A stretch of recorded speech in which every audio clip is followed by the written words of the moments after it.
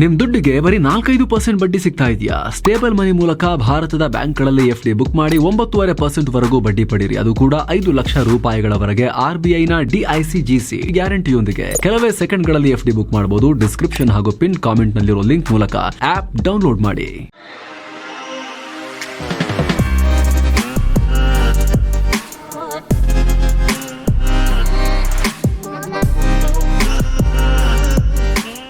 ನಮಸ್ಕಾರ ಸ್ನೇಹಿತರೆ, ದಿನದ ಎಲ್ಲ ಪ್ರಮುಖ ಸುದ್ದಿಯನ್ನು ನಿಮಗೆ ತಲುಪಿಸೋ mastmaga.comನ ಫುಲ್ ನ್ಯೂಸ್ಗೆ ಸ್ವಾಗತ. ನಾನು ಅಮರ್ ಪ್ರಸಾದ್.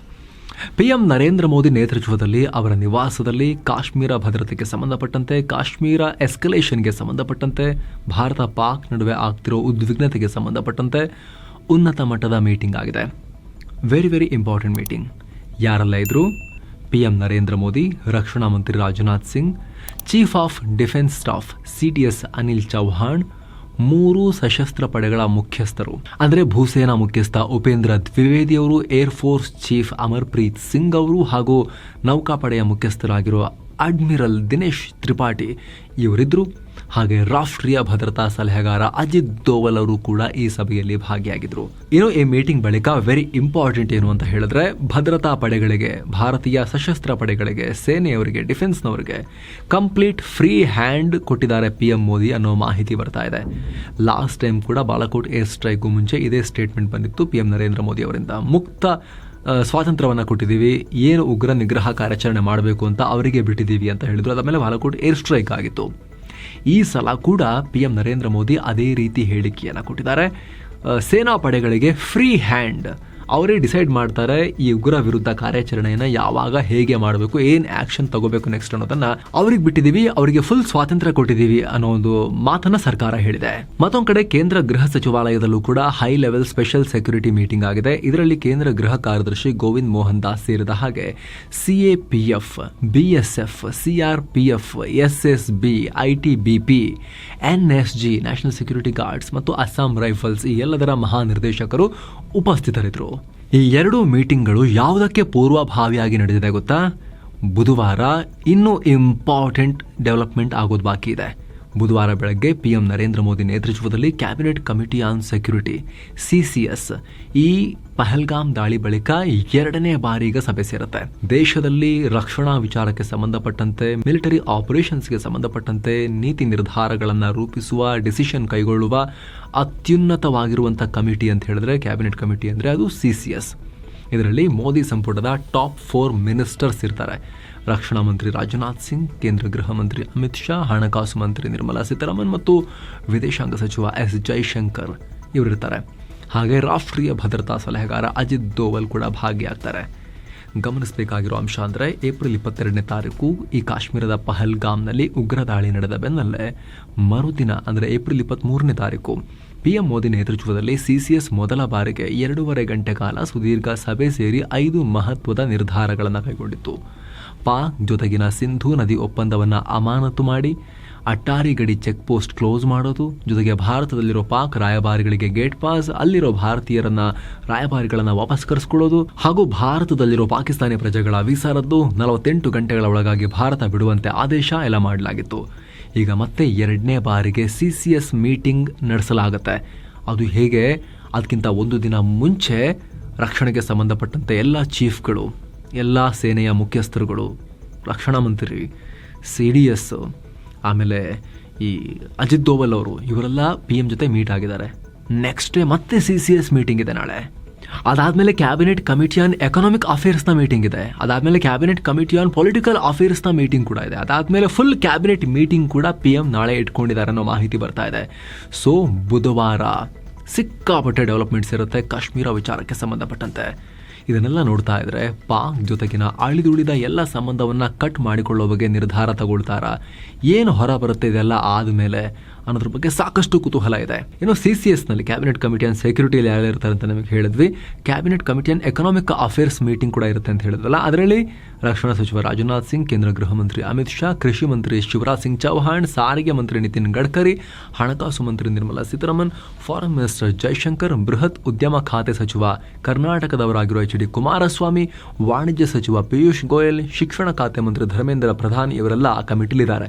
ಆದರೆ ಕುಮಾರಸ್ವಾಮಿ ಅವರಿಗೆ ಹುಷಾರಿಲ್ಲ, ಅವರು ಹೋಗ್ತಾರಾ ಇಲ್ವೋ ಅನ್ನೋದು ಇನ್ನೂ ಕೂಡ ಸ್ಪಷ್ಟ ಇಲ್ಲ. ನೆಕ್ಸ್ಟ್ ಪೊಲಿಟಿಕಲ್ ಅಫೇರ್ಸ್ ನ ಮೀಟಿಂಗ್ ಇದೆಯಲ್ಲ, ಅದರಲ್ಲಿ ಮೇಲೆ ಹೇಳಿದ ಹೆಸರುಗಳ ಜೊತೆಗೆ ಕೇಂದ್ರ ಮಂತ್ರಿ ಪಿಯೂಷ್ ಗೋಯಲ್, ಜಿತನ್ ರಾಮ್ ಮಾಂಜಿ, ನಾಗರಿಕ ವಿಮಾನಯಾನ ಖಾತೆ ಮಂತ್ರಿ ಕಿಂಜರಾಪುರ್ ರಾಮ್ ಮೋಹನ್ ನಾಯ್ಡು ಸೇರಿದಂತೆ ಇನ್ನಷ್ಟು ಮಂತ್ರಿಗಳಿರ್ತಾರೆ. ಈ ಪಟ್ಟಿಯಲ್ಲಿ NDA ಮಿತ್ರ ಪಕ್ಷಗಳಿಂದ ಬಂದಿರೋ ಮಂತ್ರಿಗಳ ಹೆಸರು ಕೂಡ ಇರೋದು ನೀವು ಗಮನಿಸಬಹುದು. ಸೊ ಈ 3 ಮೀಟಿಂಗ್ ಆದ್ಮೇಲೆ ನಾಳೆ PM Modi full cabinet meeting ಕೂಡ ನಡೆಸ್ತಾರೆ ಅನ್ನೋ ಮಾಹಿತಿ ಲಭ್ಯ ಆಗ್ತಾ ಇದೆ.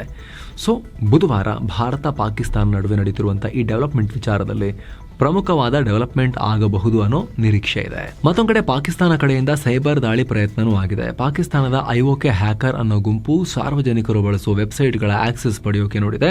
ಹೆಚ್ಚಾಗಿ ಭಾರತೀಯ ಸೇನೆಗೆ ಲಿಂಕ್ ಹೊಂದಿರೋ ಸಂಸ್ಥೆಗಳ ವೆಬ್ಸೈಟ್ ಹ್ಯಾಕ್ ಮಾಡೋಕೆ ಟ್ರೈ ಮಾಡಿದ್ದಾರೆ. ಆದರೆ ಈ ಪ್ರಯತ್ನವನ್ನ ಯಶಸ್ವಿಯಾಗಿ ವಿಫಲಗೊಳಿಸಲಾಗಿದೆ. ಭಾರತೀಯ ಸೇನೆಯ ಅಡ್ವಾನ್ಸ್ ಸೈಬರ್ ಸೆಕ್ಯೂರಿಟಿ ಸಿಸ್ಟಮ್ಸ್ ಈ ಸೈಬರ್ ದಾಳಿಯನ್ನ ತಪ್ಪಿಸಿವೆ ಅಂತ ಅಧಿಕಾರಿಗಳು ಹೇಳಿದ್ದಾರೆ. ಆದರೆ ರಾಜಸ್ಥಾನದ ಶಿಕ್ಷಣ ಇಲಾಖೆಯ ಅಫಿಷಿಯಲ್ ಪೋರ್ಟಲ್ ಅಟ್ಯಾಕ್ ಆಗಿ ಹೋಗಿದೆ. ಆ ಪೋರ್ಟಲ್ನ ಹೋಮ್ ಪೇಜ್ನಲ್ಲಿ ಪಾಕಿಸ್ತಾನ್ ಸೈಬರ್ ಫೋರ್ಸ್ ಹೆಸರಲ್ಲಿ ದ್ವೇಷಪೂರಿತ ಪ್ರಚೋದನಕಾರಿ ಮೆಸೇಜಸ್ ಅನ್ನ ಡಿಸ್ಪ್ಲೇ ಮಾಡಲಾಗಿದೆ. ಆದ್ಮೇಲೆ ಕೂಡಲೇ ಆ ವೆಬ್ಸೈಟನ್ನು ಶಟ್ ಡೌನ್ ಮಾಡಿ ಈಗ ನಮ್ಮ ಅಧಿಕಾರಿಗಳು ಕಂಟ್ರೋಲಿಗೆ ತಗೊಂಡಿದ್ದಾರೆ ಆ ವೆಬ್ಸೈಟನ್ನು. ಎಲ್ಲ ಬೆಳವಣಿಗೆಗಳ ನಡುವೆ ಭಾರತ ಪಾಕಿಸ್ತಾನಕ್ಕೆ ಮತ್ತೊಂದು ಶಾಕ್ ಕೊಡೋಕೆ ಮುಂದಾಗಿದೆ. ಪಾಕ್ ಏರ್ಲೈನ್ಗಳಿಗೆ ಭಾರತ ತನ್ನ ಏರ್ ಸ್ಪೇಸ್ನಲ್ಲಿ ಹಾರದಂತೆ ನಿರ್ಬಂಧ ವಿಧಿಸಬಹುದು ಅನ್ನೋ ಮಾಹಿತಿ ಬರ್ತಾ ಇದೆ. ಹಾಗೇನೆ ತನ್ನ ಬಂದರು ಪ್ರದೇಶದ ವ್ಯಾಪ್ತಿಯಲ್ಲಿ ಸಂಚಾರ ಮಾಡದಂತೆ ಪಾಕ್ ಹಡಗುಗಳಿಗೆ ನಿರ್ಬಂಧ ವಿಧಿಸುವ ಬಗ್ಗೆ ಕೂಡ ಚಿಂತನೆ ನಡೆಸಲಾಗಿದೆ ಅನ್ನೋ ಮಾಹಿತಿ ಲಭ್ಯ ಆಗ್ತಾ ಇದೆ. ಒಂದು ವೇಳೆ ವಿಮಾನ ಸಂಚಾರಕ್ಕೆ ಬ್ಯಾನ್ ಹೇರಿದ್ರೆ ಪಾಕ್ನ ವಿಮಾನ ಮಲೇಷ್ಯಾಗೆ ಹೋಗಬೇಕು ಅಂದರೆ ಚೈನಾ, ಥೈಲ್ಯಾಂಡ್ ಮೂಲಕ ಸುತ್ತಾಡ್ಕೊಂಡು ಹೋಗಬೇಕಾಗತ್ತೆ. ಆದರೆ ಸ್ನೇಹಿತರೆ, ಭಾರತ ಕಂಪೇರ್ ಮಾಡಿದ್ರೆ ಪಾಕಿಸ್ತಾನದ ಇಂಟರ್ನ್ಯಾಷನಲ್ ಟ್ರಾವೆಲ್ ತುಂಬ ಕಮ್ಮಿ ವಿಮಾನಗಳು. ಅವುಗಳು ಆಲ್ರೆಡಿ ಭಾರತದ ಮೇಲೆ ಹಾರೋಕ್ಕೆ ಭಯಪಟ್ಟು ಇದೆಲ್ಲ ಇಶ್ಯೂ ಆದಮೇಲೆ ಡೈವರ್ಟ್ ಆಗಿದ್ದಾವೆ, ಬೇರೆ ಕಡೆಯಿಂದ ಹಾರ್ತಾ ಇದ್ದಾವೆ ಅಂತ ಗೊತ್ತಾಗಿದೆ. ಮತ್ತೊಂದು ಕಡೆ ಒಂದು ವಿಚಾರ ಸಿಕ್ಕಾಪಟ್ಟೆ ವೈರಲ್ ಆಗ್ತಾ ಇತ್ತು. ಪಹಲ್ಗಾಮ್ ದಾಳಿ ಬೆನ್ನಲ್ಲೇ ಅಲ್ಲಿದ್ದ ಜಿಪ್ ಲೈನ್ ಆಪರೇಟರ್, ಆ ಕೇಬಲಲ್ಲಿ ಹಿಂಗೆ ಹೋಗೋದಿರುತ್ತಲ್ಲ ನೇತಾಡ್ಕೊಂಡು, ಅದನ್ನು ಆಪರೇಟ್ ಮಾಡ್ತಿದ್ದ ವ್ಯಕ್ತಿಗೂ ದಾಳಿಗೂ ನಂಟಿರಬಹುದಾ ಅನ್ನೋ ಅನುಮಾನ ವ್ಯಕ್ತಪಡಿಸಲಾಗಿತ್ತು. ಯಾಕಂದರೆ ಒಂದು ಘಟನೆ ಆಗಿತ್ತು. ಅಲ್ಲಿ ಉಗ್ರ ದಾಳಿ ವೇಳೆ ಜಿಪ್ ಲೈನ್ ರೈಡ್ ಮಾಡ್ತಿದ್ದ ಅಹಮದಾಬಾದ್ ಪ್ರವಾಸಿಗ ರಿಷಿ ಭಟ್ ಸೆಲ್ಫಿ ಸ್ಟಿಕ್ ಹಿಡಿದು 53 ಸೆಕೆಂಡ್ಗಳ ವಿಡಿಯೋ ಮಾಡಿದ್ರು. ಈ ವೇಳೆ ಅದರಲ್ಲಿ ಗುಂಡಿನ ದಾಳಿಯಾಗಿ ಜನರೆಲ್ಲ ದಿಕ್ಕಾಪಾಲಾಗಿ ಓಡುತ್ತಿರೋ ದೃಶ್ಯ ಕಂಡು ಬಂದಿದೆ.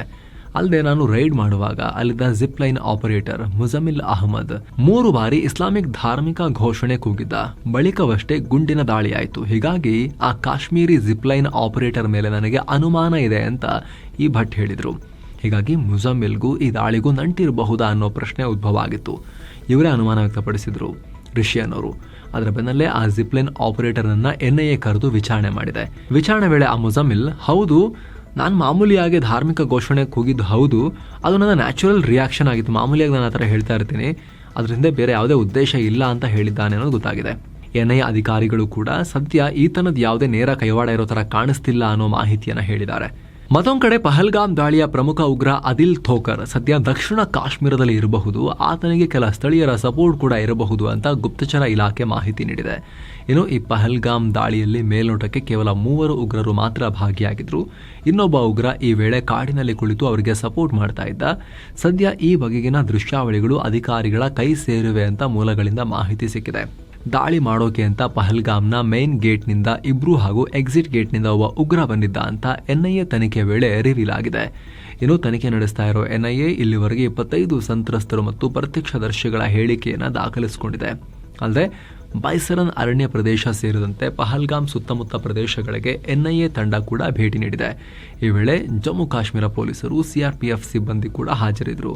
ದಾಳಿ ಹೇಗಾಯಿತು ಅನ್ನೋ ಬಗ್ಗೆ ಹೆಚ್ಚಿನ ಮಾಹಿತಿಯನ್ನು ಕಲೆ ಹಾಕ್ತಾ ಇದ್ದಾರೆ. ಏನು ಕಾಶ್ಮೀರ ಕಣಿವೆ ಭಾಗದಲ್ಲಿ ರೈಲ್ವೆ ಮೂಲಸೌಕರ್ಯವನ್ನು ಗುರಿಯಾಗಿಸಿ ಉಗ್ರರು ದಾಳಿ ನಡೆಸುವ ಸಾಧ್ಯತೆ ಇದೆ ಅಂತ ಗುಪ್ತಚರ ಇಲಾಖೆ ಅಲರ್ಟ್ ಕೊಟ್ಟಿತ್ತು. ಅದರ ಬೆನ್ನಲ್ಲೇ ರೈಲುಗಳ ಸಂಚಾರವನ್ನು ಸ್ವಲ್ಪ ಲಿಮಿಟ್ ಮಾಡಲಾಗಿದೆ, ಕಮ್ಮಿ ಮಾಡಲಾಗಿದೆ ಆ ಭಾಗದಲ್ಲಿ ಅನ್ನೋ ಮಾಹಿತಿ ಲಭ್ಯ ಆಗ್ತಾ ಇದೆ.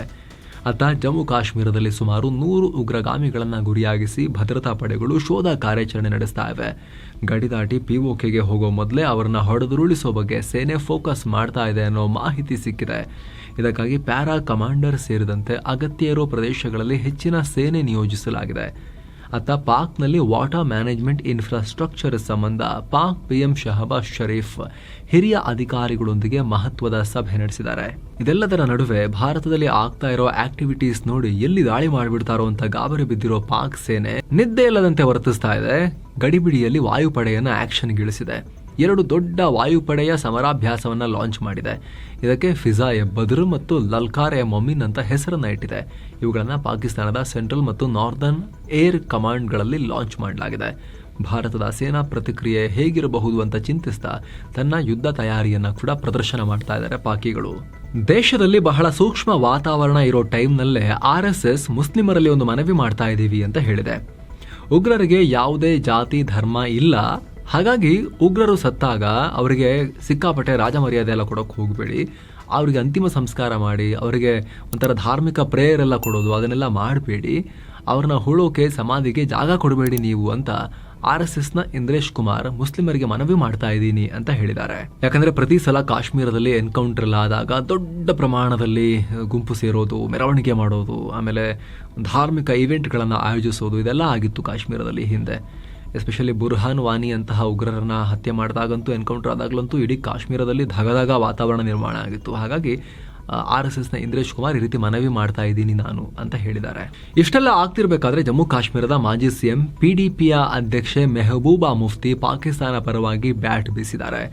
ಭಾರತದಲ್ಲಿರೋ ಪಾಕಿಸ್ತಾನಿ ಪ್ರಜೆಗಳನ್ನು ಹೊರಗೆ ಹಾಕಬಾರದು, ಇದರಿಂದ ಮಾನವ ಹಕ್ಕುಗಳಿಗೆ ಧಕ್ಕೆಯಾಗುತ್ತೆ. 30-40 ವರ್ಷಗಳಿಂದೆಲ್ಲ, ಬಹಳ ವರ್ಷಗಳಿಂದೆಲ್ಲ ಬಂದು ಇಲ್ಲಿ ಸೇರ್ಕೊಂಡಿರೋ ಪಾಕಿಗಳಿದ್ದಾರೆ.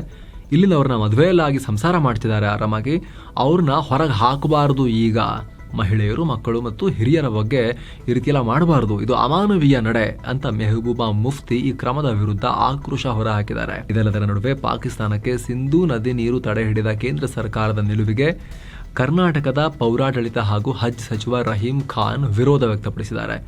ಸಿಂಧೂ ನದಿ ನೀರು ನೈಸರ್ಗಿಕವಾಗಿ ಪಾಕಿಸ್ತಾನಕ್ಕೆ ಹರಿದು ಹೋಗ್ತಿರೋದು. PM ನರೇಂದ್ರ ಮೋದಿ ಅವರಿಂದ ಸಿಂಧೂ ನದಿ ನೀರನ್ನು ಪಾಕಿಸ್ತಾನಕ್ಕೆ ಹರಿಯೋದನ್ನು ತಡಿಲಿಕ್ಕೆ ಆಗಲ್ಲ, ಅದಕ್ಕಾಗಿ ಡ್ಯಾಮ್ ಮತ್ತು ಕಾಲುವೆ ನಿರ್ಮಾಣ ಮಾಡಬೇಕು. ಇವೆಲ್ಲ ಮಾಡೋಕ್ಕೆ ಟೈಮ್ ಬೇಕು, ಸುಮಾರು 10-20 ವರ್ಷ ಆದರೂ ಬೇಕು. ಸೊ BJP ಸ್ವಲ್ಪ ಪ್ರಾಕ್ಟಿಕಲ್ ಆಗಿ ಬೇರೆ ಏನಾದರೂ ಮಾಡಲಿ, ಇದೆಲ್ಲ ಬಿಡಲಿ ಅನ್ನೋ ರೀತಿಯಲ್ಲಿ ಹೇಳಿಕೆಯನ್ನು ಕೊಟ್ಟಿದ್ದಾರೆ. ಮತ್ತೊಂದು ಕಡೆ ಸಂತೋಷ್ ಲಾಡ್ ಕೂಡ ಈ ವಿಚಾರದಲ್ಲಿ ಮೋದಿ ಸರ್ಕಾರವನ್ನು ಟೀಕೆ ಮಾಡಿದ್ದಾರೆ. ಕೆಲ ಸರೋವರದ ನೀರು ಮತ್ತು ಮಳೆ ನೀರನ್ನು ತೋರಿಸ್ಕೊಂಡು ಪಾಕಿಸ್ತಾನಕ್ಕೆ ನೀರು ಬಿಡ್ತಿಲ್ಲ ಅಂತೆಲ್ಲ ಹೇಳ್ತಿದ್ದಾರೆ. ಆದರೆ ಪಾಕಿಸ್ತಾನಿಯರು ನೀರೇನು ಕುಡಿತಿಲ್ವಾ, ಈಗಲೂ ಕುಡಿತಿದಾರಲ್ಲ ಪಾಕಿಸ್ತಾನಿಯರು ನೀರನ್ನ ಅಂತ ಹೇಳಿದ್ದಾರೆ. ಮತ್ತೊಂದು ಕಡೆ ದಿನೇಶ್ ಗುಂಡೂರಾವ್ ಪಹಲ್ಗಾಮ್ ಉಗ್ರ ದಾಳಿ ಸಂಬಂಧ PM ಮೋದಿ ವಿರುದ್ಧ ಕೊಟ್ಟಿರುವ ಹೇಳಿಕೆ ವಿವಾದಕ್ಕೆ ಕಾರಣ ಆಗಿದೆ. ಪುಲ್ವಾಮಾ ದಾಳಿಯಿಂದ ಮೋದಿಗೆ ಲೋಕಸಭಾ ಚುನಾವಣೆಯಲ್ಲಿ ಸಹಾಯ ಆಯಿತು. ಗೋಧ್ರಾ ಘಟನೆ ಗುಜರಾತ್ ಚುನಾವಣೆಗೆ, ಈಗ ಪಹಲ್ಗಾಮ್ ಉಗ್ರ ದಾಳಿಯನ್ನು ಬಿಹಾರ ಚುನಾವಣೆಯಲ್ಲಿ ಪ್ರಚಾರಕ್ಕೆ ಬಳಸ್ತಾರೆ ಅನ್ನೋ ಹೇಳಿಕೆಯನ್ನು ಕೊಟ್ಟಿದ್ದಾರೆ. ಏನು ಕಾಶ್ಮೀರದಲ್ಲಿ ಧರ್ಮ ಕೇಳಿ ಉಗ್ರರು ಹತ್ಯೆ ಮಾಡಿಲ್ಲ ಅಂತ ನನಗನ್ಸುತ್ತೆ ಅಂತ ಹೇಳಿದ್ದ RB ತಿಮ್ಮಾಪುರ ಸಿದ್ದು ಮಂತ್ರಿ ಸಚಿವ ಈಗ U-ಟರ್ನ್ ಹೊಡೆದಿದ್ದಾರೆ. ತಮ್ಮ ಹೇಳಿಕೆಗೆ ಸಿಕ್ಕಾಪಟ್ಟೆ ಆಕ್ಷೇಪ ವ್ಯಕ್ತವಾದ ಬೆನ್ನಲ್ಲೇ ನಾನು ಆ ಥರ ಹೇಳಿಲ್ಲ, ಜಸ್ಟ್ ಅನುಮಾನ ವ್ಯಕ್ತಪಡಿಸಿದ್ದೆ ಅಷ್ಟೇ, ಹಿಂದೂಗಳನ್ನು ಗುರಿಯಾಗಿಸಿ ದಾಳಿ ಮಾಡೇ ಇಲ್ಲ ಅಂತ ನಾನೇನು ಹೇಳಲಿಲ್ಲ, ನಾನು ಭಯೋತ್ಪಾದನೆಯನ್ನು ಖಂಡಿಸ್ತೀನಿ ಇವಾಗ ಅಂತ ಹೇಳಿಕೆಯನ್ನು ಕೊಟ್ಟಿದ್ದಾರೆ. ಏನೋ ಕಾಶ್ಮೀರ ದಾಳಿ ಸಂಬಂಧ ಇಲ್ಲಿವರೆಗೆ ಪಾಕನ್ನು ಸಮರ್ಥಿಸಿಕೊಂಡಿದ್ದ 27 ಜನರನ್ನ ಅಸ್ಸಾಂನಲ್ಲಿ ಬಂಧಿಸಲಾಗಿದೆ. ಹೀಗಂತ ಅಲ್ಲಿನ CM ಹೇಮಂತ ಬಿಸ್ವಾ ಸರ್ಮಾ ಹೇಳಿಕೆಯನ್ನು ಕೊಟ್ಟಿದ್ದಾರೆ. ಅತ್ತ ಮಹಾರಾಷ್ಟ್ರ ಸರ್ಕಾರ ಪಹಲ್ಗಾಮ್ ದಾಳಿಯಲ್ಲಿ ಮೃತಪಟ್ಟ ಕುಟುಂಬಸ್ಥರಿಗೆ ತಲಾ 50 ಲಕ್ಷ ರೂಪಾಯಿನ ಪರಿಹಾರವನ್ನು ಘೋಷಿಸಿದೆ. ಹಾಗೆ ಶಿಕ್ಷಣ ಮತ್ತು ಉದ್ಯೋಗಕ್ಕಾಗಿ ಸಪೋರ್ಟ್ ಮಾಡೋದಾಗಿ, ಸರ್ಕಾರಿ ಉದ್ಯೋಗದ ಆಫರ್ ಮಾಡೋದಾಗಿ ಕೂಡ ಹೇಳಿದ್ದಾರೆ. ಏನೋ ಭಾರತದ ಅಭಿವೃದ್ಧಿಗೆ ಸಂಬಂಧಪಟ್ಟಂತೆ PM ನರೇಂದ್ರ ಮೋದಿ ಒಂದು ಇಂಪಾರ್ಟೆಂಟ್ ಹೇಳಿಕೆಯನ್ನು ಕೊಟ್ಟಿದ್ದಾರೆ. ಭಾರತವನ್ನು ಅಭಿವೃದ್ಧಿ ಹೊಂದಿರೋ ರಾಷ್ಟ್ರವನ್ನಾಗಿ ಮಾಡೋಕೆ ನಾವು ಗುರಿ ಹಾಕೊಂಡಿದ್ದೀವಿ. ಮುಂದಿನ 25 ವರ್ಷಗಳ ಟೈಮ್ ಫ್ರೇಮ್ ಸೆಟ್ ಮಾಡ್ಕೊಂಡಿದ್ದೀವಿ. ನಮ್ಮ ಬಳಿ ತುಂಬ ಕಮ್ಮಿ ಟೈಮ್ ಇದೆ, ಲಿಮಿಟೆಡ್ ಟೈಮ್ ಇದೆ, ಆದರೆ ಗುರಿ ದೊಡ್ಡದು ಹಾಕೊಂಡಿದ್ದೀವಿ. ಈಗಿನ ಪರಿಸ್ಥಿತಿಗೆ ನಾನು ಈ ರೀತಿ ಹೇಳ್ತಾ ಇಲ್ಲ. ಹಾಗಾಗಿ ನಮ್ಮ ಈ ಐಡಿಯಾ ಆದಷ್ಟು ಬೇಗ ಒಂದು ಬೇಸಿಕ್ ಕಾನ್ಸೆಪ್ಟ್ನಿಂದ ಫೈನಲ್ ಪ್ರಾಡಕ್ಟ್ ಆಗಿ ಬದಲಾಯಿಸುವ ಅವಶ್ಯಕತೆ ಇದೆ. ಲ್ಯಾಬ್ ಅಲ್ಲಿ ಸಂಶೋಧನೆ ಆಗುತ್ತೆ, ಲಾಸ್ಟಿಗೆ ಅದು ಮಾರ್ಕೆಟ್ನಲ್ಲಿ ಜನರ ಬಳಕೆಗೆ ಬರಬೇಕು, ರಿಯಾಲಿಟಿಗೆ ಬರಬೇಕು. ಸೊ ಲ್ಯಾಬ್ ಮತ್ತು ಮಾರ್ಕೆಟ್ ನಡುವಿನ ದೂರವನ್ನು ಕಮ್ಮಿ ಮಾಡಬೇಕು. ಕಾನ್ಸೆಪ್ಟ್, ಗುರಿ ಮತ್ತು ರಿಯಾಲಿಟಿ, ವಾಸ್ತವ, ಅದರ ನಡುವಿನ ಅಂತರವನ್ನು ಕಮ್ಮಿ ಮಾಡಬೇಕು. ಅದು ಬೇಗ ಜನರನ್ನು ತಲುಪುತ್ತವಾಗ ಅನ್ನೋ ಹೇಳಿಕೆಯನ್ನು PM ನರೇಂದ್ರ ಮೋದಿ ಕೊಟ್ಟಿದ್ದಾರೆ. ಪಾಕಿಸ್ತಾನ ಪರವಾಗಿ ಘೋಷಣೆ ಕೂಗಿದ್ದ ಅಪರಿಚಿತ ವ್ಯಕ್ತಿಯನ್ನ ಥಳಿಸಿ ಕೊಂದಿರೋ ಘಟನೆ ಮಂಗಳೂರಲ್ಲಿ ನಡೆದಿದೆ. ಏಪ್ರಿಲ್ 27ನೇ ತಾರೀಕು ಕುಡುಪು ಅನ್ನೋ ಪ್ರದೇಶದಲ್ಲಿ ಸ್ಥಳೀಯ ಕ್ರಿಕೆಟ್ ಮ್ಯಾಚ್ ವೇಳೆ ಪಾಕ್ ಪರವಾಗಿ ಘೋಷಣೆ ಕೂಗಿದ್ದಕ್ಕೆ ಹೊಡೆದಾಟ ಆಗಿ ಆತನನ್ನು ಹೊಡೆದೇ ಹಾಕಲಾಗಿದೆ. ಆದರೆ ಈ ವಿಚಾರ ಇವಾಗ ಬೆಳಕಿಗೆ ಬರ್ತಾ ಇದೆ. ಮೃತಪಟ್ಟ ಸ್ಥಿತಿಯಲ್ಲಿ ದೇಹ ಪತ್ತೆಯಾಗಿದೆ. ಪೊಲೀಸರು ತನಿಖೆ ಶುರು ಮಾಡಿದ್ದಾರೆ. ಇದುವರೆಗೆ ಈ ಪ್ರಕರಣ ಸಂಬಂಧ ಕನಿಷ್ಠ 15 ಮಂದಿಯನ್ನ ಅರೆಸ್ಟ್ ಕೂಡ ಮಾಡಲಾಗಿದೆ. ಹಲವು ಶಂಕಿತರ ತನಿಖೆ ನಡೆಸಲಾಗ್ತಾ ಇದೆ. ಅತ್ಯಂತ ಕಳವಳಕಾರಿ ಘಟನೆ. ಒಬ್ಬ ವ್ಯಕ್ತಿ ಆಕ್ಷೇಪಾರ್ಹ ಹೇಳಿಕೆ ಕೊಟ್ಟರೆ ಆತನ ವಿರುದ್ಧ ಕ್ರಮ ಕೈಗೊಳ್ಳೋಕೆ ಕಾನೂನಿದೆ. ಈ ರೀತಿ ಜನರೇ ಕಾನೂನು ಕೈ ತಗೊಳ್ಳೋದು ಸರಿಯಲ್ಲ ಅಂತ ಗೃಹ ಮಂತ್ರಿ ಡಾಕ್ಟರ್ G. ಪರಮೇಶ್ವರ್ ಹೇಳಿದ್ದಾರೆ. ಇನ್ನು ಮೃತಪಟ್ಟಿರೋ ವ್ಯಕ್ತಿ ಸ್ಥಳೀಯನ ಅಥವಾ ಬೇರೆ ರಾಜ್ಯದವನ ಇನ್ನೂ ಕೂಡ ಸ್ಪಷ್ಟ ಆಗಿಲ್ಲ. ಇದೇ ಮಂಗಳೂರಿನ ಆಸಿಫಾ ಫಾರಿಮಾ ಅನ್ನೋ ಡಯಟಿಷಿಯನ್ ಒಬ್ರು ಹಿಂದೂ ಸಮುದಾಯ ಹಾಗೂ ದೇಶ ವಿರೋಧಿ ಪೋಸ್ಟ್ ಹಾಕಿ ವ್ಯಾಪಕ ಆಕ್ರೋಶಕ್ಕೆ ಗುರಿಯಾಗಿದ್ದಾರೆ. ಈಗ ಆಕೆಯನ್ನ ಕೆಲಸದಿಂದ ವಜಾ ಕೂಡ ಮಾಡಲಾಗಿದೆ. ಆಸಿಫಾ ವಿರುದ್ಧ ಖಾಸಗಿ ಆಸ್ಪತ್ರೆಯ HR ಅಧಿಕಾರಿ ಮಹಮ್ಮದ್ ಅಸ್ಲಾಂ ಪೊಲೀಸರಿಗೆ ದೂರು ಕೂಡ ಕೊಟ್ಟಿದ್ದಾರೆ. ಯಾರು?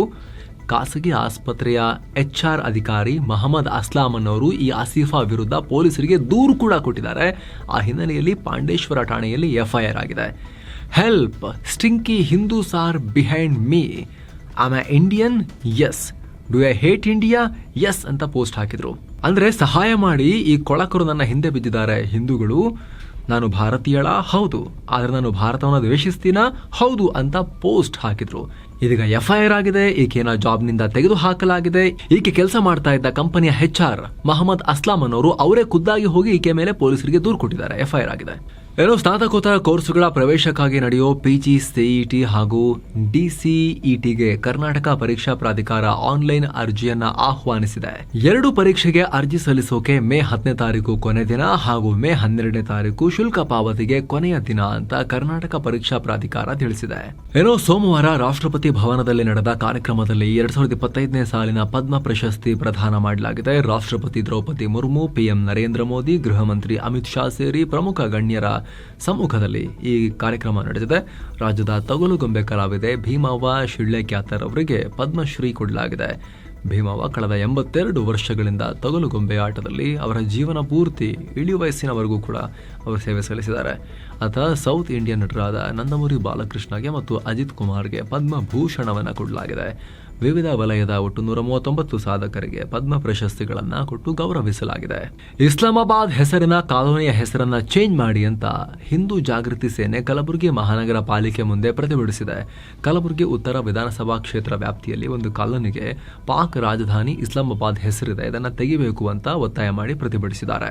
ಕೆನಡಾ ಚುನಾವಣೆಯಲ್ಲಿ ಜಯಗಳಿಸಿರೋ ಕೆನಡಾ ಪ್ರಧಾನಿ ಲಿಬರಲ್ ಪಾರ್ಟಿ ಮುಖ್ಯಸ್ಥ ಮಾರ್ಕ್ ಕಾರ್ನಿ ಅವರಿಗೆ PM ಮೋದಿ ಶುಭ ಕೋರಿದ್ದಾರೆ. 2 ದೇಶಗಳ ನಡುವಿನ ಪಾಲುದಾರಿಕೆಯನ್ನು ಬಲಪಡಿಸೋಕೆ ಮತ್ತು ಹೊಸ ಅವಕಾಶಗಳಿಗಾಗಿ ನಾವು ಎದುರು ನೋಡುತ್ತಿರುವುದಾಗಿ ಮೋದಿ ಮಾರ್ಕ್ ಕಾರ್ನಿಗೆ ಹೇಳಿದ್ದಾರೆ. ಭಾರತ ಸರ್ಕಾರ ಇಸ್ರೇಲ್ನಿಂದ ಪೆಗಾಸಸ್ ಸ್ಪೈವೇರ್ ಅನ್ನ ಖರೀದಿ ಮಾಡಿದೆ. ರಾಷ್ಟ್ರ ಭದ್ರತೆಗೆ ಅಂತ ಖರೀದಿ ಮಾಡಿದೆ. ಜೊತೆಗೆ ದೇಶದ ಒಳಗೂ ಕೂಡ ಎದುರಾಳಿಗಳ ಮೇಲೆ, ಪತ್ರಕರ್ತರ ಮೇಲೆ ಗೂಢಚಾರಿಕೆ ಮಾಡಲಾಗ್ತಿರಬಹುದು ಅಂತೆಲ್ಲ ಆರೋಪ ಮಾಡಿ ಸುಪ್ರೀಂ ಕೋರ್ಟ್ಗೆ ಹೋಗಲಾಗಿತ್ತು. ಈ ಕುರಿತು 2021ರಲ್ಲಿ ಅರ್ಜಿ ಸಲ್ಲಿಕೆಯಾಗಿತ್ತು.